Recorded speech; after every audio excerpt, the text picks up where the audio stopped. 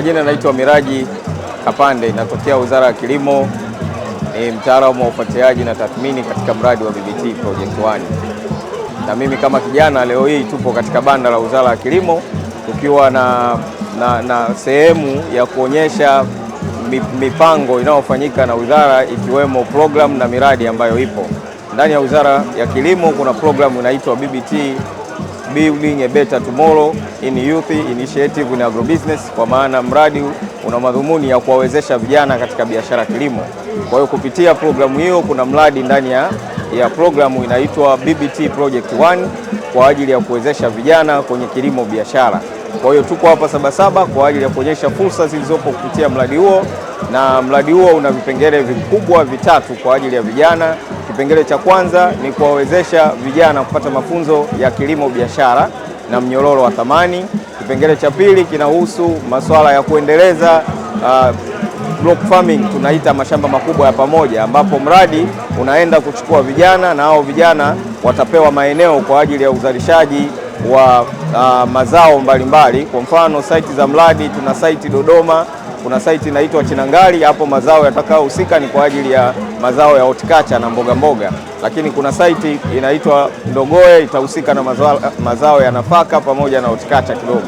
Kuna site iko Chunya Mapogoro, itahusika pia na masuala ya mazao ya nafaka pamoja na mboga mboga. Lakini pia kuna site ya mradi nyingine iko Talili Kongwa, hapo tunahusika na unenepeshaji wa mbuzi, ambapo ndani ya mradi kama nilivyosema, kipengele cha kwanza ni kuwapa mafunzo vijana ya kuhusu kilimo biashara. Maana yake mradi unaenda kuchukua vijana, utadaili na vijana watapewa taarifa nchi nzima, ambao watakuwa wako interested na kilimo wataomba, na wakishapata nafasi watapewa mafunzo ya kilimo, na wakishapewa mafunzo ya kilimo baadaye wenyewe kwa interest yao watachagua wakati wa mafunzo wanataka kwenda kwenye kilimo biashara, kwa maana kupata block farming, basi tutawapeleka kwenye mashamba makubwa ya pamoja kwenye site ya Chinangali, Ndogoe na Mapogoro, Chunya.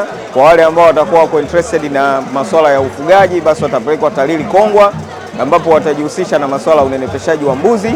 Mradi utaenda kuwatafutia mbuzi wa mtaji kwa kila kijana, mbuzi 100 kwa kuanzia, ambapo ukikabidhiwa mbuzi hao utapewa mafunzo ya kuwanenepesha katika kipindi cha miezi 3 mpaka 6, na ukimaliza utaendelea kusimamiwa ndani ya mradi kwa miaka 5. Kwa hiyo tuna imani ukishanenepesha mbuzi, ukimpa kwenda kumpeleka sokoni, ukimuuza utapata mtaji wa kuendelea kununua mbuzi wengine kadiri siku zinavyoendelea. Na ndio hivyo hivyo mradi unaendelea kutoa mafunzo kwa watu wengine wanaohusika na kilimo biashara, hata kama hautochukuliwa na hizo block farming, lakini unaweza ukapata mafunzo kupitia mradi na ukaenda kujiendeleza wewe mwenyewe katika shughuli ya biashara kilimo.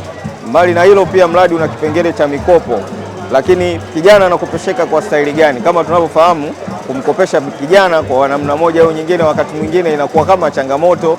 Kwa hiyo sasa hivi kuna mechanism, kwa maana kuna mpango wa usimamizi wa mikopo pamoja na mikopo midogo midogo itakayotolewa, tunaita risk sharing facility and financing mechanism, ambapo kwa sasa ndani ya mradi ipo katika hatua za utekelezaji. Kwa ndani ya banda hili leo la Wizara ya Kilimo tunawakaribisha vijana wote, karibuni sana, njoo ujifunze kuhusu BBT Project 1, BBT program kwa ujumla, kwa sababu tumekuwa na mitazamo tofauti kuhusu flagship ya BBT, lakini hii ni fursa pekee ambapo ukija hapa tutakupa kukuelewesha namna ya programu ya BBT, mradi wa BBT unachokifanya, na wizara imejipanga kwa namna gani kwa ajili ya vijana.